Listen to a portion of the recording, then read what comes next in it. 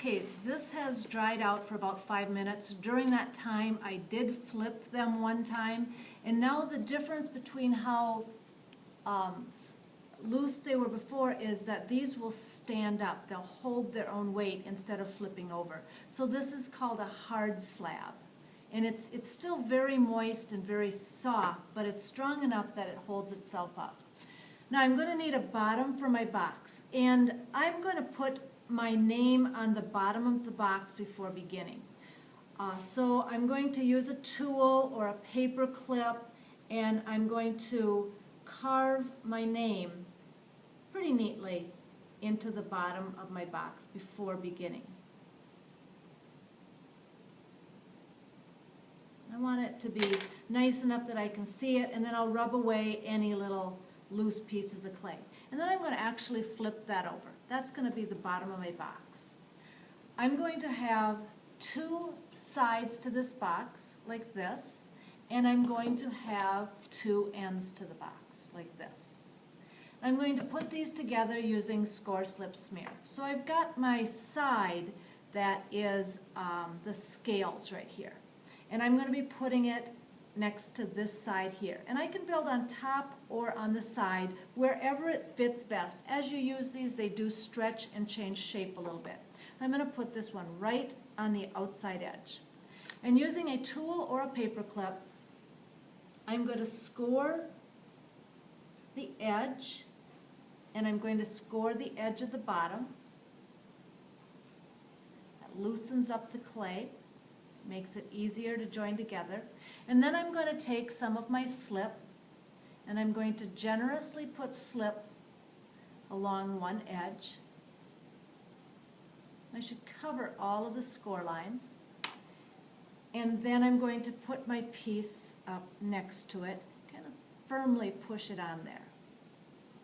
Now it's still going to be pretty delicate, even though it's a firm slab, but it'll kind of hold by itself. You can see it's sort of holding up there. And I'm going to begin to use my finger, or I can use a tool to begin to smooth out that line in there. And then I'm going to get a little extra clay, not very much. I'm going to just move this back a little bit. And I'm going to roll out a very, very skinny coil, a very skinny coil. There's hardly anything to this. So a nice skinny coil. And I'm going to put that on my seam. And I'm going to, first off, press it into my seam. And I've got a lot of extra coil on here, just cut off those little edges.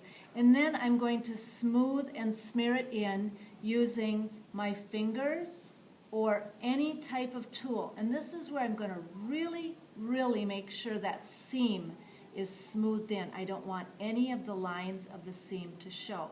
So I'm really just pushing it in there. And then I'm going to use whatever tool or my fingers to just smooth that in so I get rid of all evidence that that was two pieces of clay. Now it looks like one piece. I might look at the outside edge too, and I'll say, well, that shows there as well. So I'm going to take my tool, kind of pull that edge together, and still see a little of the slip coming out, smooth it out, and sometimes you even need another little coil on the outside edge. When I add my next side, so that's going to go right here. It happens to be the ones that I put the feathers on. I'm going to score two edges. So I'm going to score along this edge and along this edge, along this edge, and along this edge, because I'm putting two parts together. Then I'm going to add slip to it, and again I have to put enough slip on here. You can be generous with slip. Slip is the stuff that we like to call clay glue. It gets the clay to join. You've just scored it up and made it rough, and now you're going to put this on so it gets into all the joints. Put that piece on there, kind of firmly press it in, kind of rub it a little bit with your finger or even a tool if your finger doesn't fit in there. And then again, I'm going to take a little bit of clay, and I'm going to roll out a very, very skinny coil. There's not hardly anything to this coil. You don't need a real thick one. And I will lay that coil along the bottom edge, and I will lay the other coil along the corner, and I will again press them in